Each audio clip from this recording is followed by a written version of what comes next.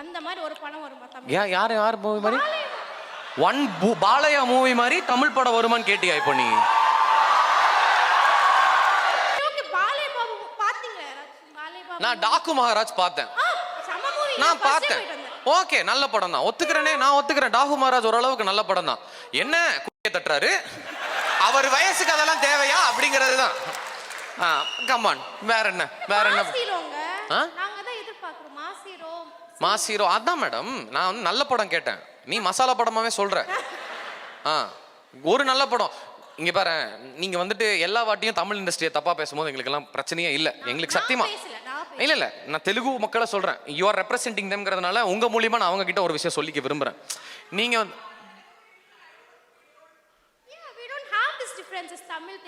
ஒழுங்கா கேள என்ன சொல்றான்னு.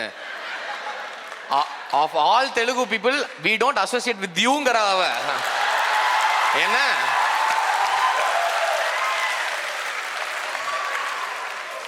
தனியா வந்து மாட்டிக்கிட்டியேம்மா. இல்ல நான் ஓப்பனாவே உன்கிட்ட ஒன்று சொல்லிடுறேன்.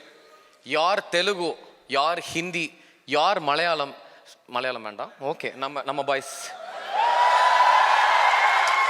மலையாளம் பெண்களுக்காகவாவது கொஞ்சம் ஒரு ரிசர்வேஷன் எடுத்துக்குவோம்.